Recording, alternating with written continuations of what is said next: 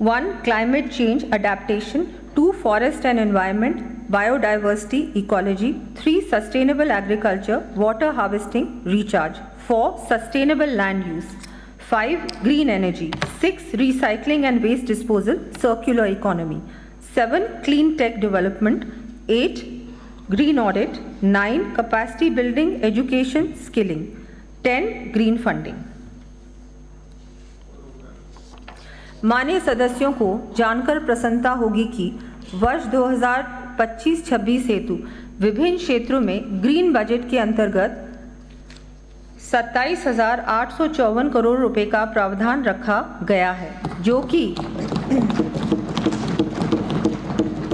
कि कुल scheme expenditure का 11.34% है।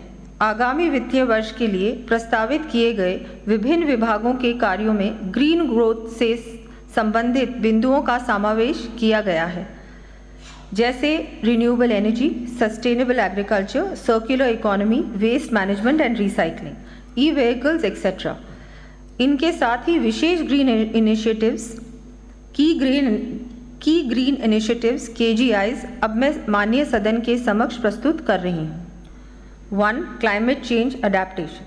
यद्यपि intergovernmental panel on climate change ने पर्यावरण में वर्ष 2050 तक समुचित सुधार की अपेक्षा की है, तथापि हमें माननीय प्रधानमंत्री जी द्वारा प्रारंभ किए गए मिशन लाइफ से प्रेरणा लेते हुए इस बदलते क्लाइमेट सिनेरियो के अनुरूप परिवेश तथा जीवन शैली को ढालना होगा। प्रदेश में कृषि एवं खाद्य सुरक्षा, डेजर्ट इकोसिस्टम एवं लैंड मैनेजमेंट, ऊर्जा एवं जल के उपयोग, स्वास्थ्य, पशुपालन तथा नागरिक सुविधाओं के संबंध में कार्यप्रणाली, तकनीक एवं इनके उपयोग की पद्धति में परिवर्तन की दृष्टि से मैं 5 वर्षीय क्लाइमेट चेंज अडेप्टेशन प्लान 2030 बनाए जाने की घोषणा करती हूँ। इसके साथ ही 150 करोड़ रुपए की लागत से centre of excellence for climate change स्थापित किया जाना प्रस्तावित करती हूँ। Forest and environment, biodiversity, ecology. माननीय प्रधानमंत्री जी द्वारा प्रारंभ किए एक पेड़ माँ के नाम अभियान से प्रेरणा लेकर इस वर्ष प्रदेश में 7 करोड़ से अधिक वृक्षारोपण किया गया है।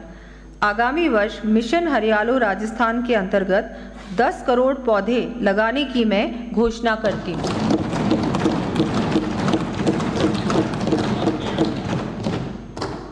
समस्त कृषकों एवं अन्य स्टेक होल्डर्स को उनके उत्पादों का उचित मूल्य दिलाने तथा वन क्षेत्र के बाहर ग्रीन कवर को बढ़ाए जाने की दृष्टि से ट्री आउटसाइड फॉरेस्ट पॉलिसी तथा एग्रो फॉरेस्ट्री पॉलिसी लाए जानी प्रस्तावित करती हूँ।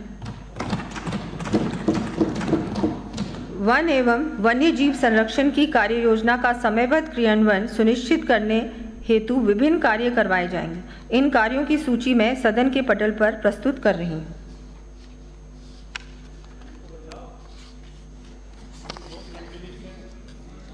Sustainable agriculture, water harvesting, recharge. Chemical fertilisers एवं पौधे संरक्षण रसायनों के दुष्प्रभाव से स्वास्थ्य पर पड़ रहे विपरीत प्रभाव की रोकथाम के लिए नेशनल नेचुरल फार्मिंग मिशन के अंतर्गत कृषकों को दिए जा रहे संबल में वृद्धि करते हुए आगामी वर्ष 2,50,000 किसानों को अनुदान दिए जाने की घोषणा करती हूँ। इसके साथ ही ऑर्गेनिक फार्मिंग के लिए 1 लाख कृषकों तथा बायो एजेंट्स एवं बायो पेस्टिसाइड्स के लिए 2 लाख किसानों को लाभान्वित किया जाना भी प्रस्तावित है। प्रदेश में लघु एवं सीमांत कृषकों को बैलों से खेती करवाए जाने पर प्रोत्साहन राशि के रूप में 30,000 रुपये प्रतिवर्ष दिए जाने की घोषणा करती हूँ।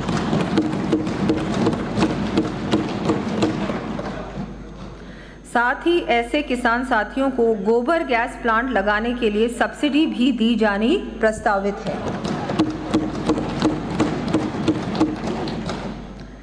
जैविक खेती उत्पादकों को उनके उत्पाद के विक्रय हेतु कृषि उपज मंडियों में दुकान भूखंड का आवंटन करने की नीति लाई जाएगी। हमारे द्वारा शुरू किए गए मुख्यमंत्री जल स्वावलंबन अभियान 2.0 के अंतर्गत आगामी वर्ष 4,700 से अधिक गांव में वाटर हार्वेस्टिंग स्ट्रक्चर्स के 1,10,000 कार्य करवाए जाने की मैं घोषणा करती हूँ। इन पर 2,700 करोड़ रुपए व्यय किए जाने प्रस्तावित हैं।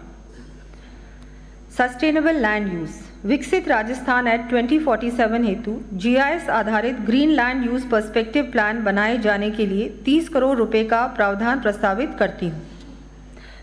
महात्मा गांधी नरेगा योजना अंतर्गत भूमि विकास के कार्यों यथा चारागाह विकास, नदी तट स्थिरीकरण एवं पहाड़ी क्षेत्रों के संरक्षण हेतु 500 करोड़ रुपए की राशि व्यय की जानी प्रस्तावित है।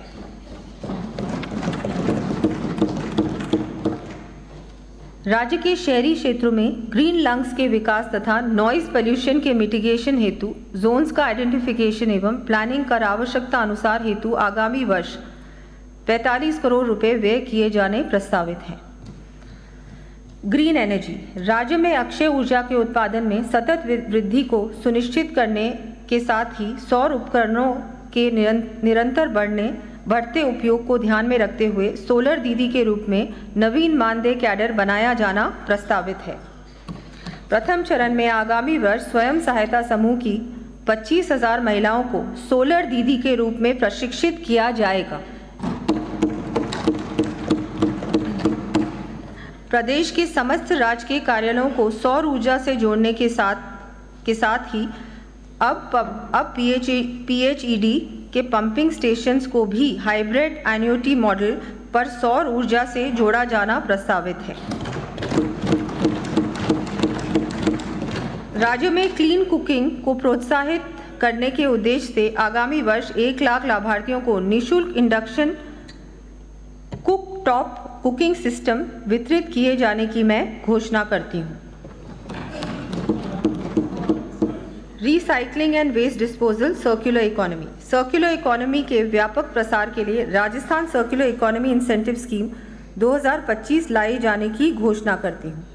इस स्कीम के माध्यम से रिसाइकलिंग रीयूज के क्षेत्र में R&D के लिए 2 करोड़ रुपए तक अनुदान दिया जाएगा। सर्कुलर इकोनॉमी के क्षेत्र में कार्यरत MSMEs तथा स्टार्टअप्स को विभिन्न योजनाओं में दिए जा रहे ऋण अनुदान में 0.5% की अतिरिक्त छूट प्रदान की जाएगी। प्रदेश में 15 वर्ष से पुराने वाहनों का उपयोग निश्चित करने तथा नई टेक्नोलॉजी के प्रदूषण रहित वाहनों के उपयोग का प्रोत्साहित करने हेतु राजस्थान व्हीकल स्क्रैप पॉलिसी लाया जाना प्रस्तावित है। वेस्ट रीयूज और रिसाइकल कॉन्सेप्ट्स को प्रदर्शित करने, सर्कुलर इकोनॉमी के बारे में जागरूकता बढ़ाने के लिए समस्त जिला मुख्यालयों पर waste to wealth park, circulatory park स्थापित किए जाएंगे। ग्रामीण क्षेत्रों में भी आज प्लास्टिक के उपयोग से पर्यावरण के लिए चुनौती खड़ी हो रही है। इस समस्या को देखते हुए ग्राम पंचायतों पर स्टील के बर्तन उपलब्ध करवाते हुए बर्तन बैंक बनाया जाना प्रस्तावित है। इस हेतु प्रथम चरण में 1,000 पंचायतों को 1-1 लाख रुपए के बर्तन उपलब्ध करवाए जाएंगे। क्लीन टेक डेवलपमेंट, माननीय अध्यक्ष महोदय, पर्यावरण संरक्षण से संबंधित विषयों में तकनीकी दक्षता बढ़ाने हेतु 250 करोड़ रुपए की राशि से clean and green technology development centre स्थापित किए जाने की घोषणा करती हूँ। केंद्र की स्मार्ट सिटी योजना की तर्ज पर बूंदी, नाथद्वारा, खाटू श्याम जी, माउंट आबू, बालोतरा, भरतपुर, बीकानेर, सवाई माधोपुर, अलवर, जोधपुर, जैसलमेर, किशनगढ़, भिवाड़ी, भीलवाड़ा, मंडावा, पुष्कर के शहरी क्षेत्रों को 900 करोड़ रुपए का कोष गठित कर आगामी 3 वर्षों में clean and green eco cities के रूप में विकसित किए जाने की घोषणा करती हूँ।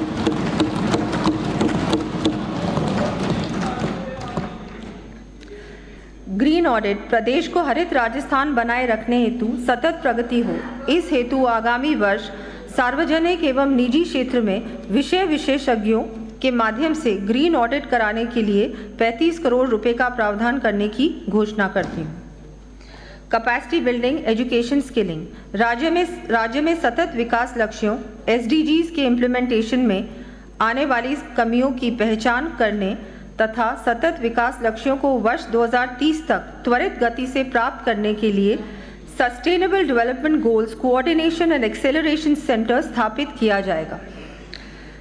हमारी नई पीढ़ी सस्टेनेबल डेवलपमेंट तथा ग्रीन ग्रोथ के सिद्धांतों को आत्मसात कर आवश्यक स्किल्स प्राप्त कर सके, इस दृष्टि से स्कूल शिक्षा में आवश्यक प्रावधान करने के साथ ही उच्च एवं तकनीकी शिक्षा में नए विषय प्रारंभ करते हुए सर्टिफिकेशन कोर्सेज भी उपलब्ध करवाए जाने के लिए 40 करोड़ रुपए का प्रावधान प्रस्तावित है। Green funding. स्थानीय निकायों तथा निवेशकों को ग्रीन ग्रोथ संबंधी परियोजनाओं एवं गतिविधियों के क्रम में अतिरिक्त प्रोत्साहन उपलब्ध करवाने के लिए कार्बन क्रेडिट की तर्ज पर राजस्थान ग्रीन क्रेडिट मैकेनिज्म विकसित कर ट्रेडेबल क्रेडिट्स उपलब्ध करवाए जाने प्रस्तावित करती हूँ। साथ ही राजकीय परियोजनाओं के लिए ग्रीन फंड्स एवं इंस्ट्रूमेंट्स को लेवरेज भी किया जाएगा। प्रदेश में प्रचलित विभिन्न सामयिक मुद्दों के संबंध में सस्टेनेबल एवं एनवायरनमेंट फ्रेंडली समाधान ढूंढने की दृष्टि से 100 करोड़ रुपए का राजस्थान ग्रीन चैलेंज फंड स्थापित करने की घोषणा करती हूँ।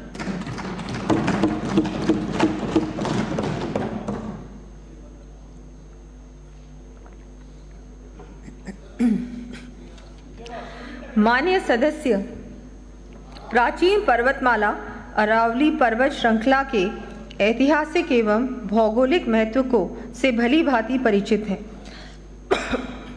इस पर्वत श्रृंखला का हमारे देश को बरसों से आक्रमणकारियों से बचाने के साथ साथ डेजर्टिफिकेशन के प्रसार की रोकथाम तथा बायोडायवर्सिटी के संरक्षण में महत्वपूर्ण योगदान है।